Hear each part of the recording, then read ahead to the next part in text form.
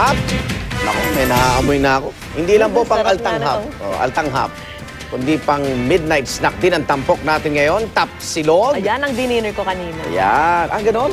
Ang tanong eh, ano? Anong klaseng karne ang ginagamit dyan sa tapsilugan? Kaya ang kanilang tapa, naku, nagiging sosyal. At alamin din natin, Igan, kung paano nga naibento ang tapsilog at bakit nauso ang bansag na yan. Sa report na ito po ni Michael Daes. Hindi kumpleto ang agahan ng Pinoy kung wala ito. Pero sa totoo lang, pwede siya pang lunch, merienda, dinner, and of course, midnight snack. Ang handa namin sa inyo ngayon, tapsilog. Let's go! Woo!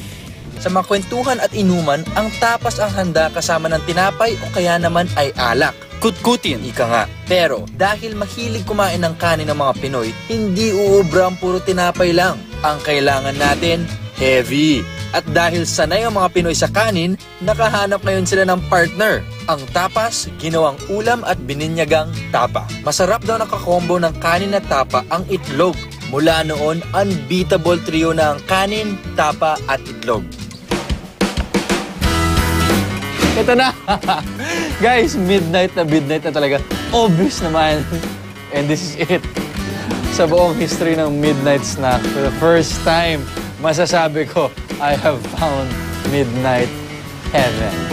Wagyu beef tapa. US Angus beef tapa. Hungarian sausage with cheese. Tapos, US Angus Philly cheesesteak sandwich. Let's do this!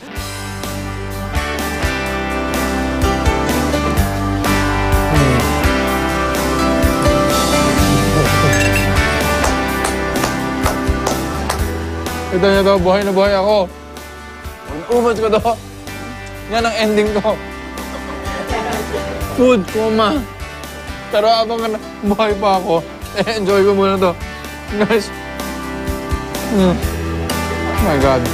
Alam niyo yung pag na-excite kayo para sa pagkain, sobra na-excite ka, parang mas lume-level up pa yung pagkain. Masarap nga. So expectations ko na masarap, plus masarap na talaga, nandyan na yung sarap niya. So guys, wala akong masabi. It tastes good. Ito ang tapa na feeling mo nasa langit ka. Hungarian sausage with cheese. Mahilig ang Pinoy sa processed food, mga hotdog, luncheon meat.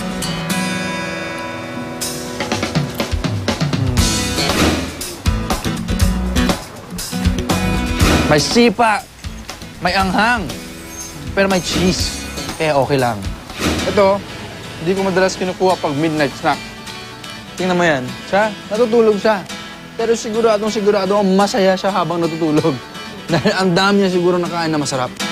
So, okay lang.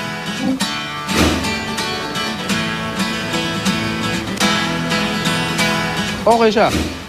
Kainin niyo ito pag mainit na mainit, pag bagong luto, masarap siya. And there you have it. Midnight snack heaven. The playoffs. Sino yung winner? Ako.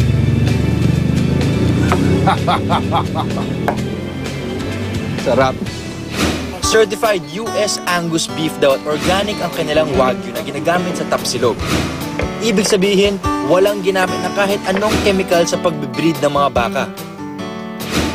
Hindi po siya katulad ng ibang tapa na ordinary lang. Yung Wagyu po sa kayong Angus, na-import po namin siya directly po galing US, Canada.